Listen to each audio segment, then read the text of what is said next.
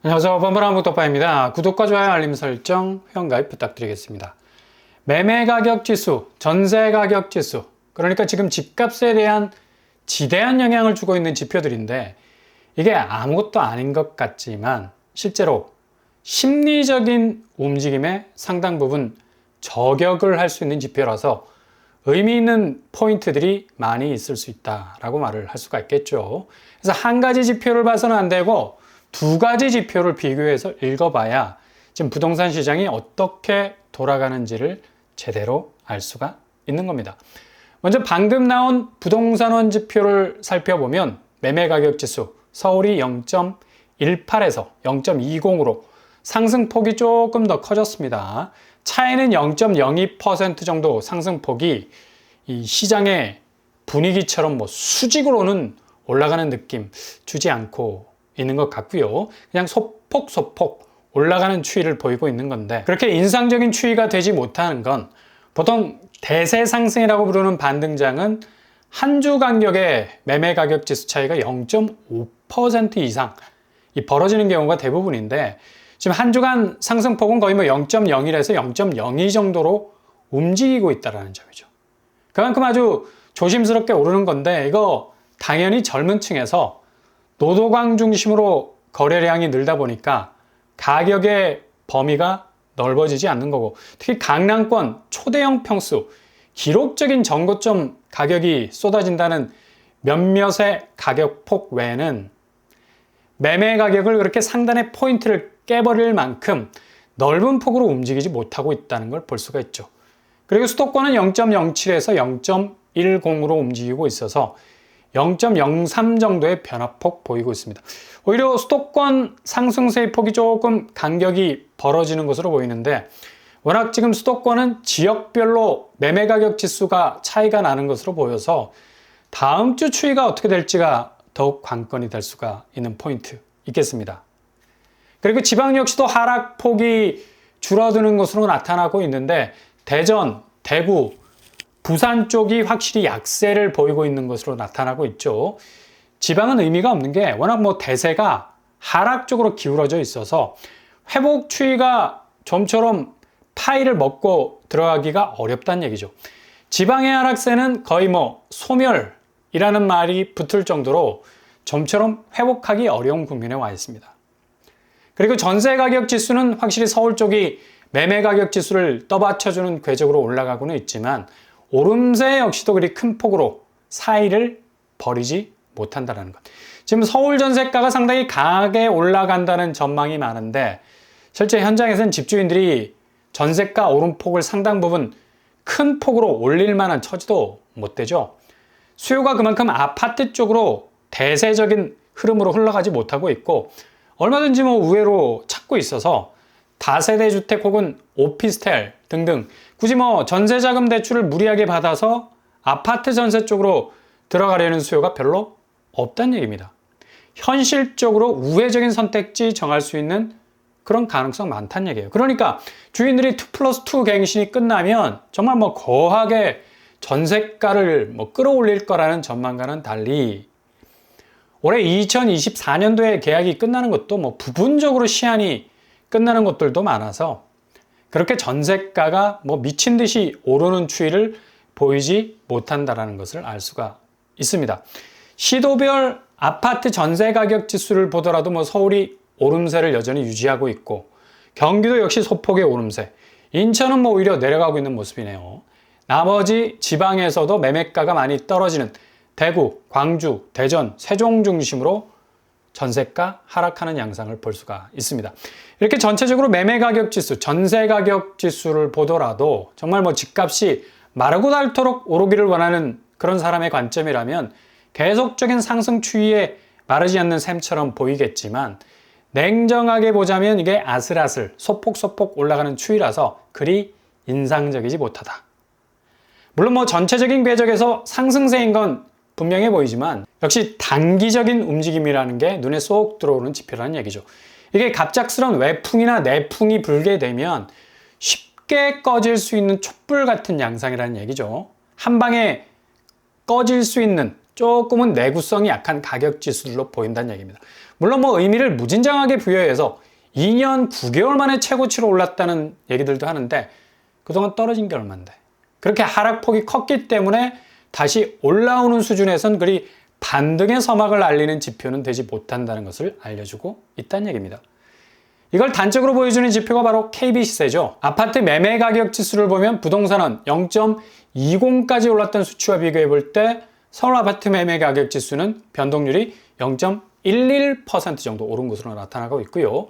확실히 뭐 그래프를 봐도 최근에 상승 전환된 것으로 나타나 있고 지금 뭐 집값 오름세가 엄청난 변동폭을 그리고 있는 것처럼 보이는 이 착시 현상을 싹 지우고 있는 아주 냉정한 지표라 볼 수가 있겠습니다. 2023년 특례 대출 풀렸을 당시의 그래프 아주 비슷하게 가고 있지 않습니까? 그리고 기금이 소진이 되었을 때 다시 그래프는 아래로 향해 있고 또다시 신생아 대출 기금이 풀리니 집값이 자극을 받는 형국으로 가고 있는 건데 결국 앞으로의 집값이 어떤 궤적으로 갈 것인지는 2022년 궤적들 그래프가 전부 시퍼렇게 변해버린 이 간극들을 충분히 예상해 볼 수도 있는 단면이 있을 수가 있네요. 그리고 전세 가격 지수를 보면 부동산은 0.20 정도인데 서울 전체 전세 가격 지수 KB 지수는 변동률이 0.16으로 나타나고 있습니다. 이미 2023년도에 전세 가격이 살짝 고개를 드는 추세 그대로를 이어가고 있는 건데 빨간 그래프가 작년 하반기를 기점으로 해서 거의 뭐 보합에 가까운 가격대로 머물러 있다는 걸 볼 수가 있죠.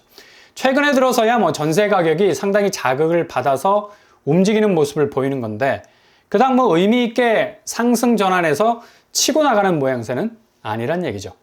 그래서 절대로 지금 매매가 전세가 올라가는 모양새가 완전히 뭐 한국 부동산 지형도가 변한 것처럼 분위기가 확산된다는 말과는 달리 지표가 그대로 팩트를 드러내고 있지 않습니까? 부동산은 상승폭도 아주 아슬아슬하게 오르고 있다는 것. 역시 뭐 신혼부부 매집 행렬이 제한된 가격 선상에서 움직이는 거래량들이 거의 뭐 전부라고 할 만큼 거래의 파이가 다양화되지 못하고 있다는 얘기고 일단 다주택자들이 움직이지 못하고 있죠. 오히려 부동산 시장에서 빠져나갈 만큼 퇴로를 구축하고 있는 건데 어떻게 서울 집값이 미친 듯이 올라설 수 있겠습니까? 거래량도 5천 건은 실수요가 그려놓은 매매 동선이고 전세가 역시도 정말 아파트 전세 들어가야 하는 전세자금 대출 물고도 고금리 떠안고서라도 꼭 들어가야 할 수요가 비용을 지불하는 데는 한계가 많다는 얘기죠. 그러니 너무 안달낼 필요가 없는 겁니다. 심지어 불안해할 이유도 없어요.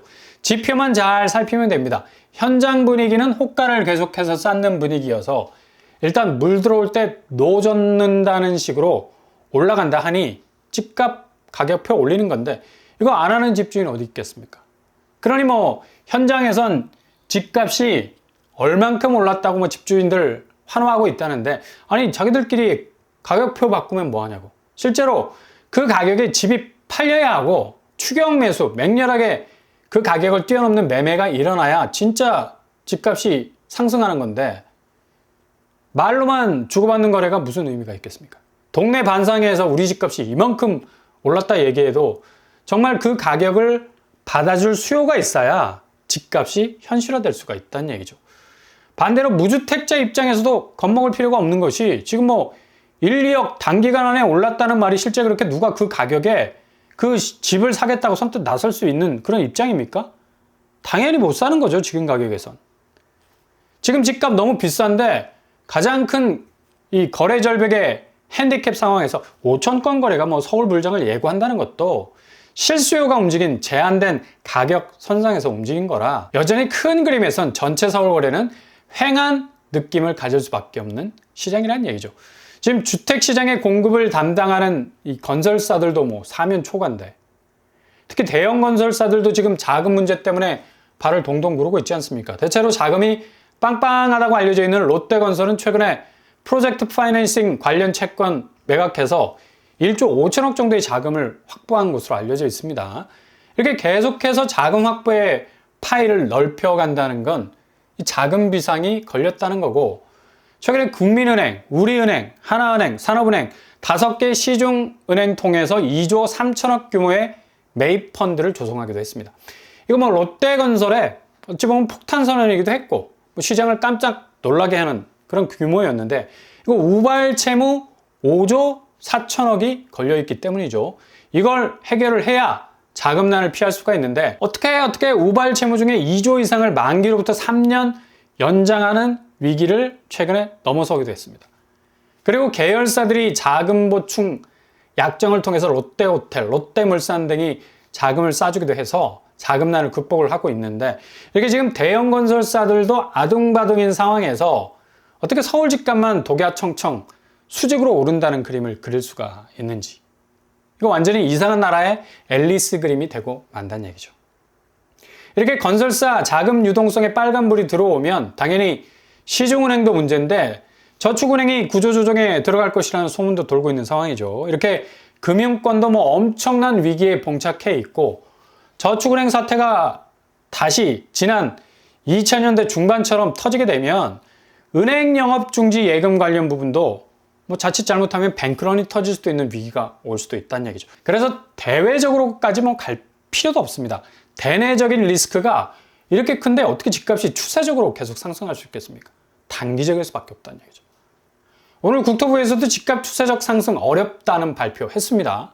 지금 전세 물량 부족이 대두가 되자 공급 물량은 충분하다 플랜을 내놓기도 했는데 역시 뭐 공기관 쪽에서의 스탠스도 집값이 끝까지 지금의 상승 궤적을 가져가기가 어렵다는 입장 표명하고 있다는 얘기죠. 갑자기 뭐 사전 청약이 취소가 되는, 아니 폐기가 되는 상황에서 공급 상황이 더욱 집값을 끌어올릴 거라는 전망을 불식시키는 2만 가구 신규 택지 올해 뭐 하반기에 발표할 계획을 가지고 있는데 보다 좀 현실적이고 빠른 플랜을, 그리고 그 공급망을 넓혀갔으면 하는 바람이네요. 결국엔 지표를 자세히 들여다보시라. 답이 여기 다 있습니다. 얼마나 간신히 집값을 지금 버티고 있는지 힘겨울 정도.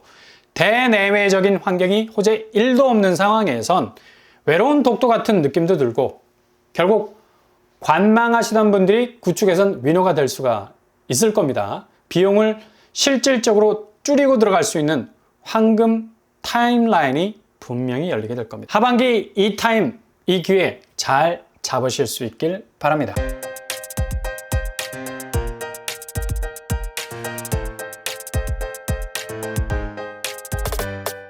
오늘의 부동산 캐릭터처, 오늘 발표된 두 지표 잘 들여다보면 지금 집값이 고군분투 그냥 셀프로 끌어올리려 하지만 이게 주변 분위기가 핫한 모드로 끌어올려 주려 해서 그렇지 실제로는 그리 반등의 서막을 알릴 만큼 추세적이지 못하다. 건설업계의 자금난, 금융권의 구조조정은 심리적인 타격을 줄 것 같고요. 게다가 국토부도 추세적인 집값 상승에 대한 경계를 드러내고 있는데 앞으로 부동산 시장은 상당히 다른 궤적을 보여주는 방향으로 가게 될 것 같습니다. 오늘도 응원합니다. 항상 여러분의 길이 꽃길만 되실 수 있길 바랍니다. 이상 오빤뻔한 복덕반을 마치겠습니다. 구독과 좋아요 부탁드립니다. 감사합니다.